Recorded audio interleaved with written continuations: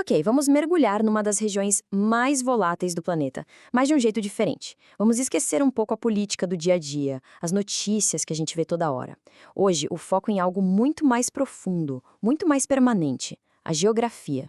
Pois é, a proposta aqui é exatamente essa. A gente vai entender como as montanhas, os desertos e uma faixa bem estreitinha de água não só definem as estratégias de um conflito, mas podem, de fato, ditar o resultado de uma guerra que tem o poder de afetar a vida de todo mundo. E tudo começa com este número aqui, 33 quilômetros. Essa é a largura do ponto mais estreito do Estreito de Hormuz. Pensa só, é uma distância que, em teoria, dá para cruzar a nado. Mas essa pequena faixa de água, ela tem um poder simplesmente imenso. E essa pequena passagem de água é, sem nenhum exagero, o nexo do mundo, o ponto nevrálgico da economia global. É como se fosse a artéria principal do corpo humano, sabe? Se ela for bloqueada, todo o sistema entra em colapso. É por isso que qualquer tensão que aconteça ali reverbera pelo planeta inteiro. Mas por quê? O que faz esse lugar ser tão absurdamente importante? A resposta é bem simples e muito poderosa: energia. A energia que move o nosso mundo. Agora, o que realmente choca neste gráfico é a escala. Um quinto de todo o petróleo consumido no mundo inteiro passa por essa garganta de 33 quilômetros. Dá para imaginar a quantidade de energia concentrada num único ponto? É um gargalo que pode literalmente parar o mundo. E para onde vai todo esse petróleo? Bom, principalmente para a Ásia. As maiores economias do continente estão presas a esse fluxo. Olha só esses números. Japão, 75% de dependência. Índia, 60%. China, 40%. A indústria, os transportes, a vida diária nesses países, tudo, absolutamente tudo depende desse estreito. E isso não é a força de expressão, não. Essa citação de um ex-primeiro-ministro japonês mostra o tamanho do problema. Um bloqueio ali não seria só uma questão de o combustível ficar mais caro. Seria o colapso total de uma das maiores economias do mundo em questão de meses. Mas a história não para na energia. O petróleo que sai do Golfo é a base do sistema do petrodólar. Funciona mais ou menos assim. As nações do Golfo vendem o petróleo e exigem o pagamento em dólares. Isso cria uma demanda global constante pela moeda americana. Ou seja, a estabilidade desses países e o fluxo de petróleo sustentam o poder econômico dos Estados Unidos. Uma crise ali é uma crise para o dólar. Simples assim. Ok, agora que a gente entendeu a importância global, vamos focar nos atores locais e em como a geografia molda cada um deles. De um lado, o Irã. Do outro, as nações do Conselho de Cooperação do Golfo, o CCG.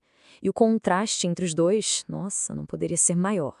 A geografia aqui conta uma história de opostos. O Irã é uma fortaleza natural. Seu território é enorme, montanhoso, perfeito para esconder armas e bases, tornando qualquer invasão um pesadelo. Já os países do CCG são o contrário, um deserto plano, aberto. As cidades e toda a infraestrutura estão completamente expostas. É uma assimetria geográfica fundamental que define todo o resto. E essa exposição geográfica cria vulnerabilidades que são, para ser bem sincero, fatais para os países do Golfo. As cidades brilhantes do Golfo são, em muitos aspectos, um milagre no deserto. Elas existem por causa do dinheiro do petróleo, mas a geografia de base é muito hostil. Falta o básico para sustentar as populações, o que as torna incrivelmente frágeis. Olha só esses dados, é assustador. 80% da comida é importada, 60% da água potável vem de usinas na costa, que são alvos fáceis. E em lugares como Dubai, 90% da população é estrangeira. Se estourar uma crise, essas pessoas não têm motivo para ficar, elas vão embora. A base da sociedade pode desmoronar muito rápido. Então, lá da sua fortaleza nas montanhas, o Irã tem uma estratégia ofensiva que é simples e, ao mesmo tempo, devastadora. Nem precisa de um exército enorme, bastam 3 tipos de alvos. Primeiro, as bases militares americanas na região, para neutralizar proteção externa. Segundo, a infraestrutura de petróleo, para cortar o fluxo de dinheiro. E terceiro, e o mais cruel, as usinas de dessalinização. Sem água, as cidades do Golfo simplesmente não sobrevivem. E o pior de tudo é que esses alvos são quase impossíveis de defender. Campos de petróleo, usinas de dessalinização, são estruturas gigantes, estáticas. É impossível proteger isso de um ataque coordenado de drones e mísseis lançados de locais escondidos nas montanhas. É um pesadelo para qualquer estrategista de defesa. Isso nos leva a uma situação que os estrategistas chamam de jogo de saliência, ou, de um jeito mais simples, um jogo de quem aguenta mais. Os dois lados têm o poder de se destruir, então a questão não é quem tem mais armas, mas quem está disposto a ir mais longe. Quem é que vai piscar primeiro? E aqui, as diferenças culturais se tornam fatores estratégicos. O regime iraniano é moldado por uma ideologia que, em certos contextos, valoriza o sacrifício, o martírio. Por outro lado, as sociedades do Golfo são, em grande parte, construídas sobre o comércio e o bem-estar material, com uma população enorme de expatriados que não tem laços profundos com a terra.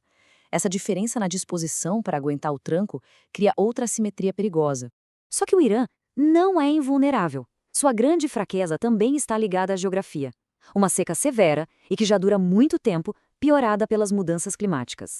A sua fortaleza montanhosa pode se tornar uma prisão se suas fontes de água e barragens forem atacadas. A fragilidade dos dois lados e a importância global da região criam um cenário aterrorizante, onde uma escalada do conflito é uma possibilidade muito real. A primeira grande questão é esta. Para neutralizar de vez a ameaça iraniana, seria preciso uma invasão por terra, em grande escala, algo que os Estados Unidos hesitariam muito em fazer. A geografia da fortaleza iraniana torna essa opção um pesadelo logístico e militar. A segunda pergunta é ainda mais sombria. Se qualquer um dos lados se sentir encurralado diante da destruição total, a opção nuclear pode se tornar uma possibilidade? É um limiar aterrorizante a se considerar. E, finalmente, um conflito dessa magnitude não ficaria contido. A dependência energética da Europa e da Ásia, os interesses estratégicos da Rússia e da China, tudo isso significa que todas as grandes potências seriam forçadas a tomar um lado. E esse é o caminho para uma terceira guerra mundial. E assim, a gente volta para o mapa. O que vemos não é apenas um conflito regional, é um impasse enraizado na geografia, onde uma fortaleza montanhosa enfrenta um deserto vulnerável, com a economia mundial como refém. A pergunta que fica no ar não é se, mas quando esse impasse geográfico vai se romper e incendiar o mundo.